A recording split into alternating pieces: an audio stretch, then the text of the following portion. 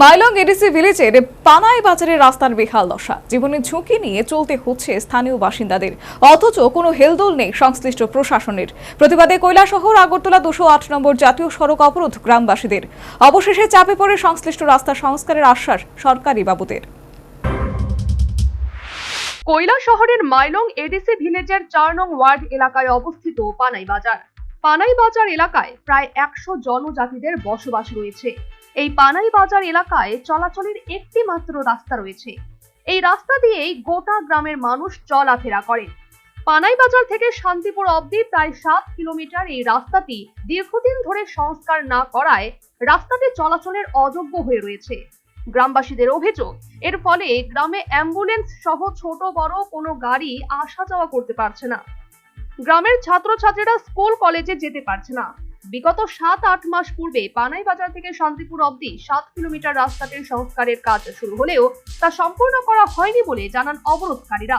মঙ্গলবার গ্রামবাসীরা ক্ষুব্ধ হয়ে সকাল 10টা থেকে রাস্তা সংস্কারের দাবিতে পানাই বাজার এলাকায় কৈলাসহর আগরতলা যাবার 208 জাতীয় সড়ক অবরোধ করে বিক্ষোভ প্রদর্শন করে।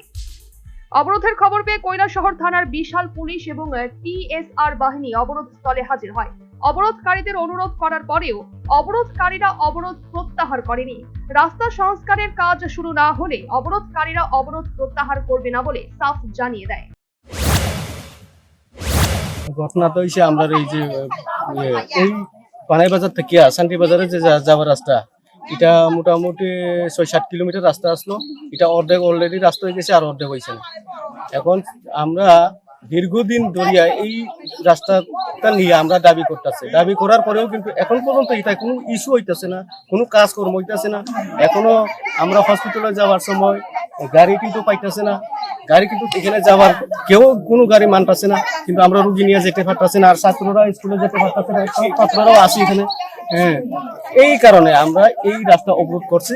যখন আমরা এই ইস্যুটা যদি না মানি, করার সিদ্ধান্ত যদি না হয়, আমরা কিন্তু রাস্তা অবরোধ। এদিকে এই অবরোধের ফলে প্রচুর গাড়ি আটকে পড়ে এবং নিত্য যাত্রীদের নাজেহাল হতে হয়। উপায়ন্তর না পেয়ে প্রায় 2 ঘন্টা অবরোধ চলার পর স্থানীয় পূর্ত দপ্তরের আধিকারিকরা অবরোধ স্থলে ছুটে আসে এবং অবরোধকারীদের সাথে আলোচনায় বসে। পরে সরকারি আধিকারিকরা জানায়, মঙ্গলবার বিকেল থেকেই পানাই বাজার গ্রামের রাস্তায় যেসব গর্ত রয়েছে সেই সব গর্তে ইট এবং রাবিশ ফেলে আপাতত চলাচলের ব্যবস্থা করে দেওয়া হবে এবং আগামী 3 মাসের মধ্যে দপ্তরের পক্ষ থেকে রাস্তার স্থায়ী সংস্কারের কাজ শুরু হবে। দপ্তরের আধিকারিকদের কাছ থেকে এই আশ্বাস পাওয়ার পর অবরোধকারীরা অবরোধ প্রত্যাহার করে নেয়। Bureau report, news vanguard.